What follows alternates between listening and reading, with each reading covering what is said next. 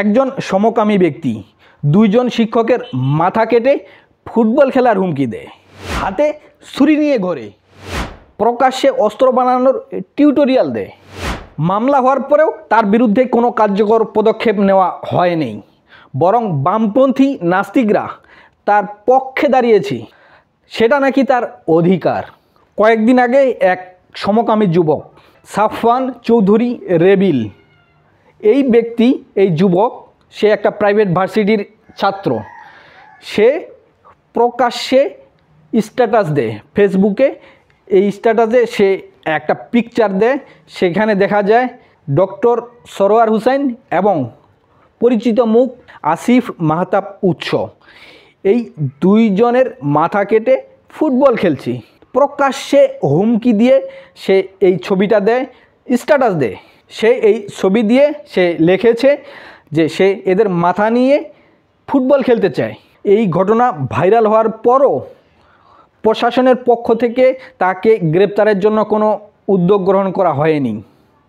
এমনকি যখন আসিফ মাহতাব উৎস এবং ডক্টর সরোয়ার হোসাইন মামলা করে, তারপরেও এখন পর্যন্ত তাকে গ্রেপ্তারের জন্য কোনো উদ্যোগ গ্রহণ করা হয়নি, তাকে আটক করা হয়নি, কোনো পদক্ষেপ গ্রহণ করা হয়নি। কিন্তু তাকে তার বিশ্ববিদ্যালয় থেকে বহিষ্কার করা হয়। আর এটা নিয়েই এখন লাফালাফি শুরু করে দিয়েছে বামপন্থী নাস্তিকরা। তারা বলছে এটা অন্যায়। আর এই যে প্রকাশ্যে হুমকি দিয়েছে হত্যার, এতে বলা হচ্ছে এটা নাকি তার অধিকার, এটা নাকি তার বাক স্বাধীনতা। শুধু বামপন্থী নাস্তিকরা নয়, জোনায়েদ সাকির বামপন্থীরা শুধু নয়, প্রথম আলো, ডেইলি স্টারের মতো মিডিয়াগুলো এখন তার পক্ষে প্রচারণায় নেমেছে। এটা তার বাক স্বাধীনতা। তাকে যে বহিষ্কার করা হয়েছে এটার বিরুদ্ধে বিবৃতি দিয়েছে 162 জন কথিত নামধারী প্রগতিশীল, এবং তারা বলেছে আসিফ মাহতাব উৎস এবং ডক্টর সরোয়ার হোসাইন যেন ক্ষমা চায়, তার কাছে ক্ষমা চাবে। কী কারণে ক্ষমা চাবে এটা নাই। একজন সমকামী ব্যক্তি সে দুইজন শিক্ষককে প্রকাশ্যে হত্যার হুমকি দিল, সেটা বন্ধ, সেটা হাইট, সেটা নিয়ে কোনো কথা নেই। কিন্তু যাদেরকে হত্যার হুমকি দিল তারা ওই সমকামী ব্যক্তির কাছে ক্ষমা চাবে। কি মারাত্মক বিষয়। এটাই হচ্ছে বাংলাদেশের প্রগতিশীলতা, এটাই হচ্ছে বাংলাদেশের হলুদ মিডিয়া।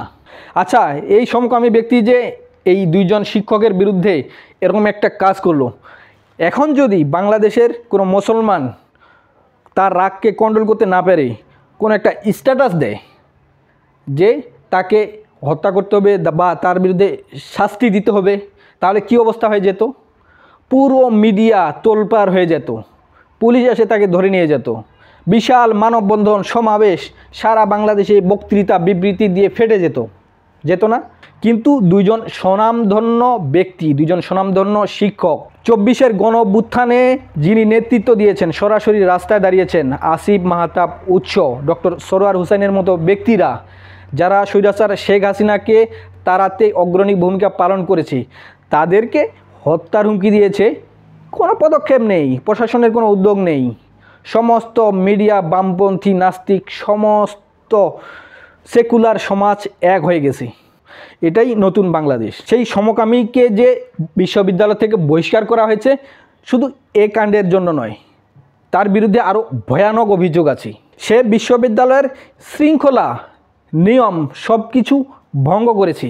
সে শুধু হত্যার হুমকি দেয়নি, সে বিশ্ববিদ্যালয়ে প্রকাশ্যে অস্ত্র নিয়ে ঘোরে, ছুরি নিয়ে ঘোরে। তাকে বহুবার সতর্ক করা হয়েছিল, সে সেটা শুনেনি। তাকে শৃঙ্খলা ভঙ্গের কারণে বহিষ্কার করেছে। আরও বিষয় আছে, সে শিক্ষার্থীদেরও সব সময় হুমকি ধামকি দেয়। শিক্ষার্থীরা নিরাপত্তাহীনতায় ভুগছিল তার কারণে। তাছাড়া বাংলাদেশের সংবিধানে LGBTQ বা সমকামিতা অপরাধ। সে বাংলাদেশের আইনের বিরুদ্ধে অনলাইনে অফলাইনে প্রচারণা চালিয়েছিল। আর অন্যদিকে বাংলাদেশের দুইজন স্বনামধন্য শিক্ষককে তো প্রকাশ্যে হুমকি দিয়েছেই। এটা তো বাংলাদেশের আইনেও দণ্ডনীয় অপরাধ। বাংলাদেশের ইসলামপন্থী এবং বাংলাদেশের সাধারণ মানুষকে এটা বুঝতে হবে যে কোনো নাস্তিক, সমকামী, সেকুলার সবাই এক। বাংলাদেশের মুসলমানদের বিরুদ্ধে সবাই এক। তারা মুসলমানদের সরাসরি হত্যার হুমকি ধামকি দেয়, কোনো বিচার সালিশ কোনো কিছুই হয় না। রাষ্ট্র তার বিরুদ্ধে কোনো পদক্ষেপ গ্রহণ করে না। বাংলাদেশের প্রত্যেকটা মানুষকে তাই সোচ্চার হইতে হবে, যেন বাংলাদেশের নাগরিকদের, বাংলাদেশের মুসলমানদের, প্রত্যেকটা মানুষের জন্য আইন সমানভাবে কাজ করে। কোনো একটা নির্দিষ্ট গোষ্ঠীকে বাঁচানোর জন্য আইন কাজ করবে, সেটা হতে দেওয়া যাবে না।